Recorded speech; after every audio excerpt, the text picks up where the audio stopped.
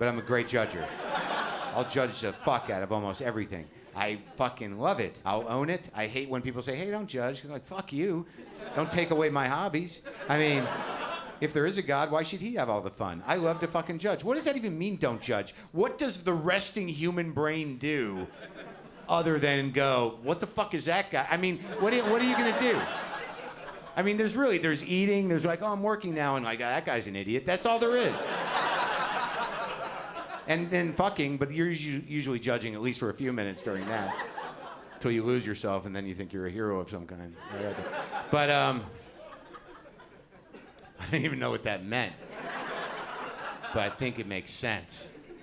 But the point is, I learned a lesson about judgment. There's a story that I want to tell, because I think it's an important story to tell. I'm at a hotel in Montreal. All that's happening in this story is I'm walking towards an elevator. That's it. I'm walking towards an elevator. There's a guy in front of me about 20 feet walking towards the elevator. He's wearing shorts. That's all that's happening. Now, I don't know what's going on with me that day. I'm sure there's something on my mind. But I do know that when I looked up and noticed that guy, my brain went, fuck those shorts. But that angry. Immediately. Like, who the fuck? What kind of fucking idiot? Like, I was that hostile. Now, we've all had that happen. You see somebody you don't know dressed a certain way, and you're just walking down the street, and you're like, oh, fuck you. Now your weird attempt at self is cluttering my fucking brain. Like, what are you trying to present me here? What era are you going for? Where are we? I mean, is that a real beard? Is that a coffee shop beard? Is that the Jews run the government, I should have an outhouse beard? What are you trying to do? Do you need those glasses? Are you just a glasses delivery system? And anyways, you get what I'm saying. And I've made bad choices in that area. I've been on the other side of that. There is footage of me on Conan O'Brien, 1992, sitting confidently beside him, wearing black leather pants and a black velvet Nehru jacket. That exists in the world. I left my house thinking that was a good idea, that I could transcend that outfit in a non-ironic way and be funny. What the fuck was I thinking? I mean, did I leave my house thinking like, I'm Bono? You know, I can do this. All right, back to the elevator. So by the time I get to the elevator, I'm seething with anger at that guy's pants choice. Literally, like, you're a fucking idiot. People wouldn't even wear those shorts on vacation. You're so, how the fuck could you, like, I was so furious. I was seething, right? And I hadn't even seen him from the front yet. We get on the elevator. He turns around, and he's got a scar that starts on the center of his forehead and goes all the way around his skull. My only thought in that moment was, oh, you can wear them.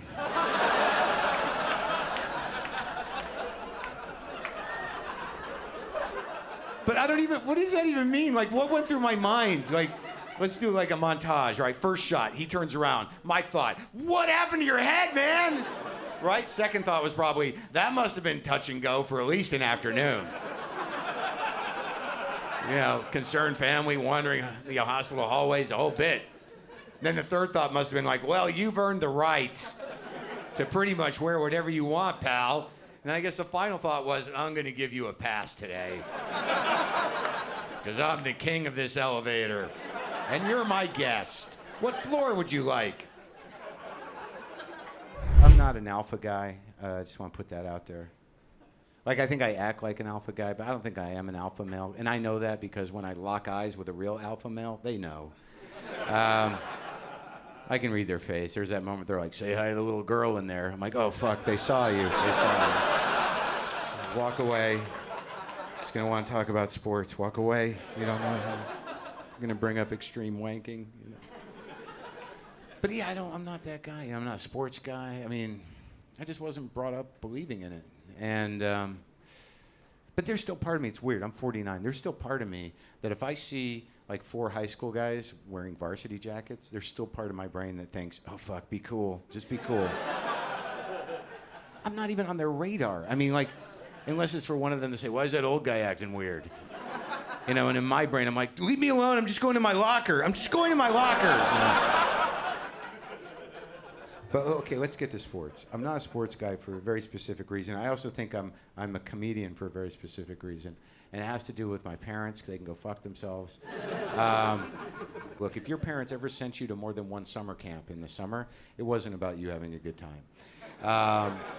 They wanted you out of the house. They didn't want to deal with you anymore. And they'll try to push it off on you, like, you need to learn new things. They're like, when is a Jewish kid gonna need to ride a horse? Seriously, when am I gonna need to ride a horse? What situation will I ever be in where I'm like, thank God I went to that camp where they all made fun of me because I can ride this horse right out of here. My mother also found me a guitar teacher. That was a guy who was married. There was these two Christian hippies, little chubby Christian hippies, and they would come, they would pick me up at school, they would take me to swim practice, they would take me out to dinner, and then they'd take me home to their house and teach me guitar. And my mother would say, how was your guitar lesson? And I would say, with my other parents, it was fine.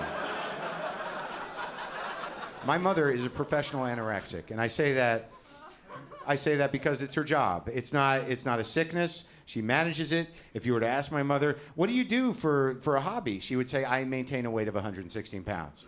And you would say, that's your life? Yes, that's all my life goes into that. So that's my mom. I thought it'd be funnier. But because this next part really needs a buffer. I think for the first 9 years of my life, I was a fat kid. And I really believe my mother just saw me as some sort of weird extension of her fat. And I think that she thought if she could just stop eating, that maybe the kid would disappear. Oh.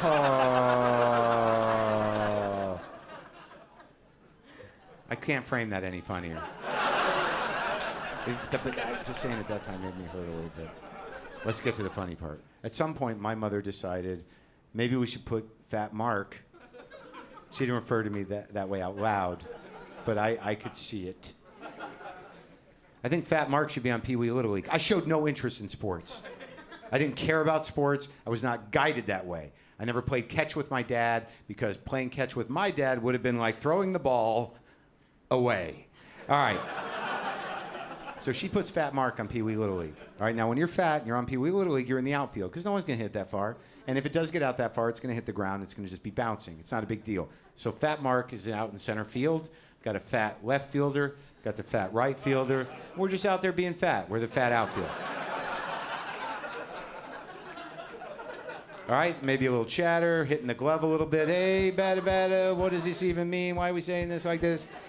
You know, maybe a little chit chat with the other guy. Hey, you gonna get a Snickers or a snow cone after? I'm probably gonna get both. I'm gonna get a rainbow snow cone and try to eat it before it turns purple. All right. And look, I gotta be honest with you. I was not prone, I'm fairly athletic. I could probably pull it off, but I was afraid of the ball, man. But like at that time, batting is how I would bat. Catching. But this was me in the picture.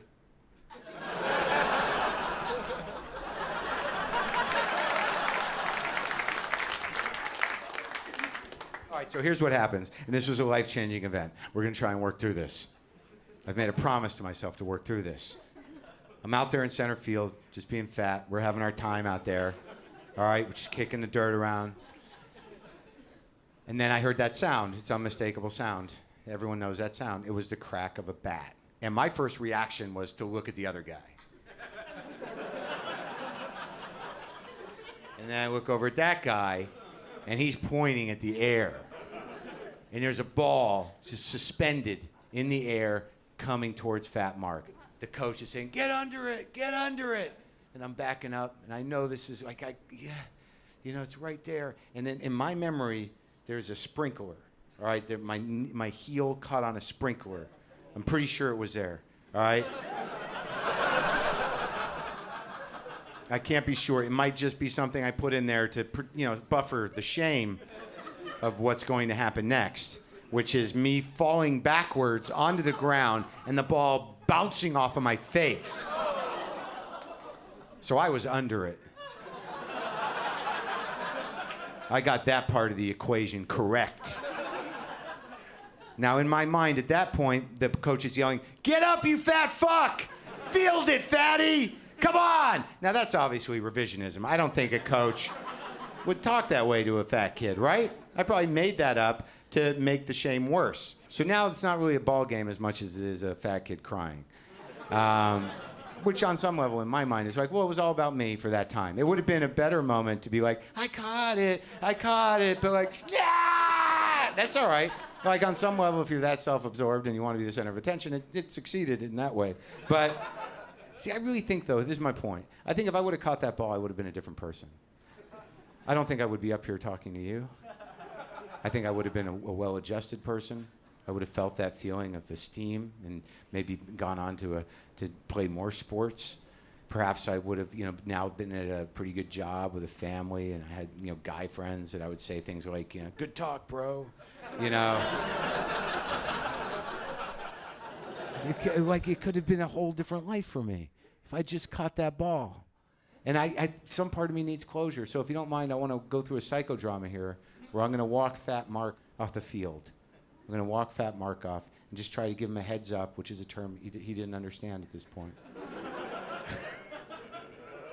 Just try to, give him a heads up of what's going to happen. So let's go there now. I'm going to try to coach little Fat Mark. Here we go. Wow, that was ridiculous, what just happened. You were so close. You almost had that. All right? It's okay, though. It's okay. Look, there's a couple things I need to tell you about what's going to happen for you. First of all, there's no going back to the dugout. This shit is done. There's no more putting yourself in the position to be physically hurt. From here on out, it's all going to be thinky pain. What else can I tell you? Teamwork, that's done. No more of that. No reason to believe in that shit. And quite honestly, from here on out, no sports heroes. Not that you had them to begin with, but here on out, just loners, fragmented people, drug addicts, people who live on the margins, comedians, rock stars. Those are your people. Get used to it. And also, I guess I can tell you quite honestly, it doesn't get much better after this. On many different levels in your life, metaphorically, this situation will play out over and over again. You're going to be very close to catching it, and then you will just end up crying. What else can I tell you about the immediate situation? Okay, you're going to get off the field. Your mom's going to take you to Dairy Queen. She's going to let you eat a banana split. You're going to enjoy that, and an hour later, she's going to make you feel guilty about eating it. So that's going to happen. So quite honestly, she's out too after this. They're both out. Mom and Dad are done. What else is going to happen? Well, about 14, you start smoking cigarettes, which are really cool. But at 39, when you can't breathe, not so cool. Cocaine's going to come into play. About 15 years old, you'll commit to that for about 9 years of your adult life, which will also be very exciting, but a mistake. I don't know how can I sum this up? Okay, it's going to take a lifetime to walk this off. And you can quit crying now on the outside.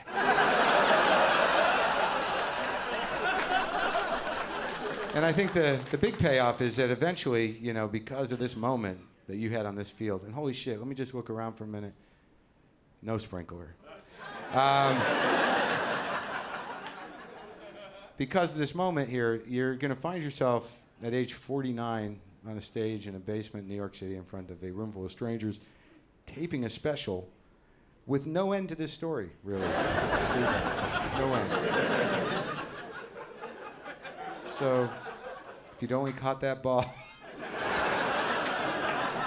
you would have a little closure on this bit.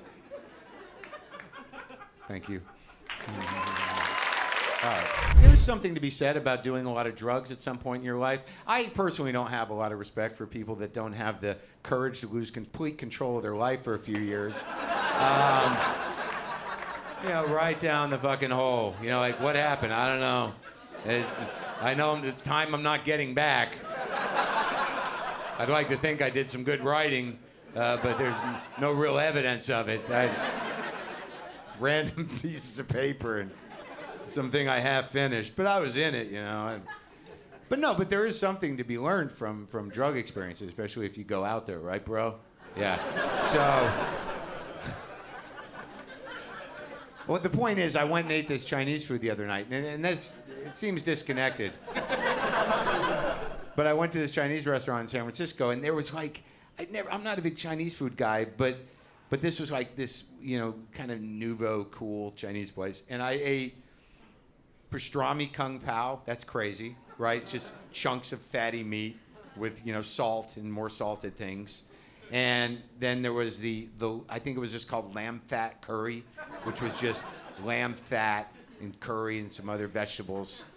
And then there was these tiki pork bellies. I'm not sure when it became okay to eat that shit, but I mean, because it's not even baked. I think, didn't they used to throw that part away, pork belly? But now it's like, this is great.